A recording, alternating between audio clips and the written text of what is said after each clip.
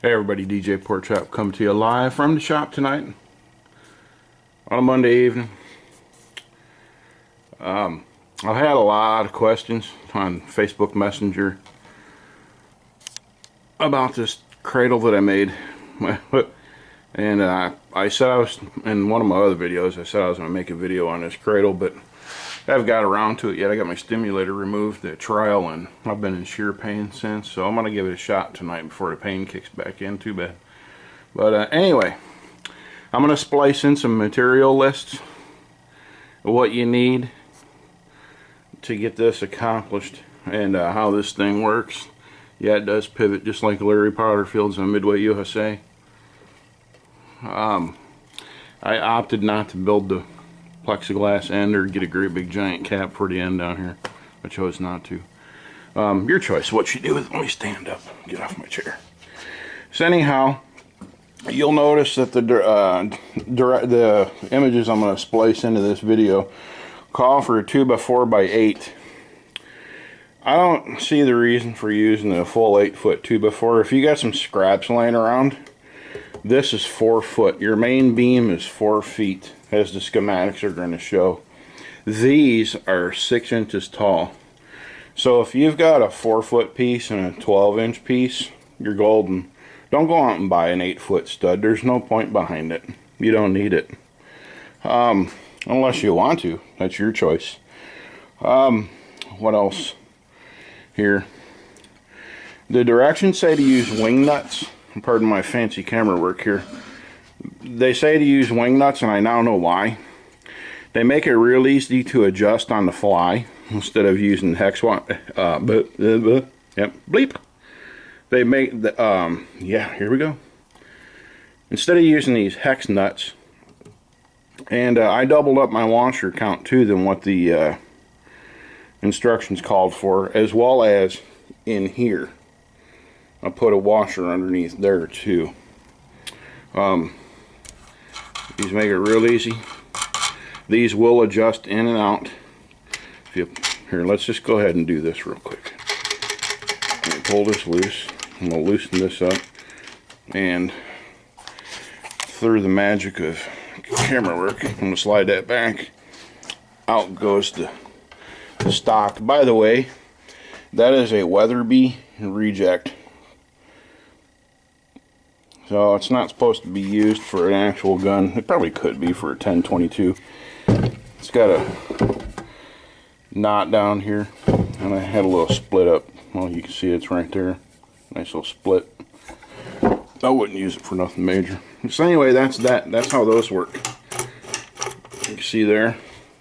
Down here, you don't have to use it. Oh, and I took my piece of my threaded rod that you'll see in the directions, and I ground a point down on it. It's a blunt point.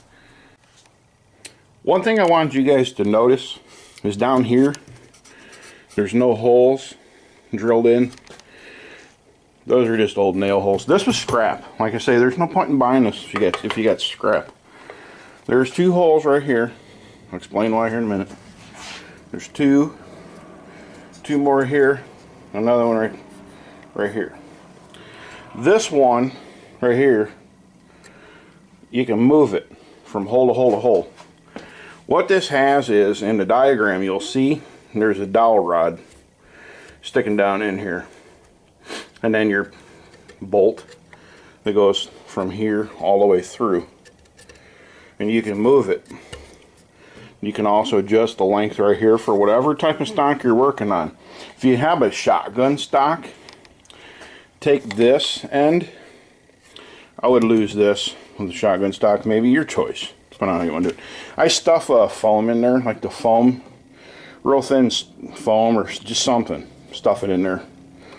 But anyway, you move that end down here, and you can chuck up a shotgun stock. If you get a piece of 2x4, pop some holes in the ends of it, you can actually screw a foregrip to a shotgun stock, you know, like on a old slide action. You can mount it to a piece of wood and actually chuck it up in here, work on it as well. So that's why this end don't move. because that one does. Trying to think of what else you need to know about this. Of course, a lot of people in school said they're going to turn theirs into kindling and burn it, go firewood. I got less than 12 bucks tied up in that. I'm not feeding it. So they'll probably hang up on the wall with all my other stupid stuff. Cuckoo clock I'm working on, all that. So I'm not feeding it. It's not going to hurt me for it to hang on the wall. Who knows? My wife said she wants to get into checkering, so she can check it out. But I seen in school some of the other videos where people have this flip-flopped and this notch is forward. I chose not to do that because I don't want that notch to get in the way of a stock while I'm trying to work on it. So, and that's the reason for that, why you see that. And in another picture in the video I'm going to splice in, you're going to see that this notch is not here, that it's just kind of flat and then it angles up. I started to do that and I thought, nah, well, there's no point in it being that fancy. But I am going to seal this thing with something. Because it's going to hang in a hot, humid garage in the summertime, and I don't want it to start growing on me. So that's that. That cap can be taken off. I have taken this cap off and used this cradle without it. You'll notice I got to put forth some effort to actually turn this cap. That's really a good thing, actually, because with this down here and at the nose of your stock in here, it spins freely, especially if you got a piece of foam in there. It spins freely. You don't have to worry about that turning. So that stays stationary. And once again, I also have wing nuts there too. So that's trying to think of what else. Something came out funky in the diagram in the parts list, and I only ended up with part of what I should have had for some stupid reason. Maybe I took bad notes before I went to the Home Depot, but no plugs. But that's what happened there. What I did do is I made a serious mistake and I drilled 5/16 holes in here and used 5/16 rod and dowels. Guess what? It didn't work. So I had to make the holes just a freckle bigger, no big deal. When you're drilling these, make sure your drill bit's long enough to go all the way through the 2x4. I thought I'd be a wise guy and go part of the way down and then flip it and measure precise and then drill it from the other side. Nope. They were not even, so I had to do a little fancy footwork and get it to work. But I got less than $12. I might have, if I got 12 bucks tied up in that thing. I'm probably being generous to Home Depot, but I don't even think I got 12 bucks tied to it. This wood, this lumber was over there in that barrel in my scrap bin. PVC cap I bought and paid for from Home Depot. That, I believe, was the most expensive part that I bought. It was like $3 or $4. Nuts. The piece of all threaded rod. I think I bought a 3-foot stick because I needed another piece for a little project I was working on. But you get the general idea, though. I mean, there's absolutely nothing to it. If I had a tripod I could set this camera on, I would show you. Just get up underneath here, take this nut loose, pop this thing up. Obviously, it's not coming out of there. There's a dowel under there. You just line up your holes, put it down in there, or scoot it back and put it down in, or bring it up here for your shotgun cradle section configuration, and tighten it back up. That's about all she wrote for that. I do recommend, so you don't tear your cradle up. It's not a big deal. I had some wooden soft jaws in here that I cut. Let me set this camera down for a brief moment, and I won't show you my ugly face.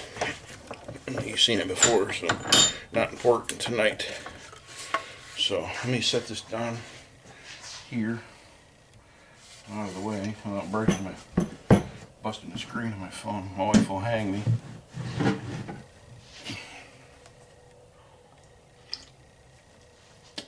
what I did, I just took a piece of plywood. This is a 5-inch. Yeah, here, let me pick this back up. Sorry about the fancy camera work once again. This is a 5-inch vise. I just got a piece of scrap, not scrap. Somebody's gonna throw it away on me.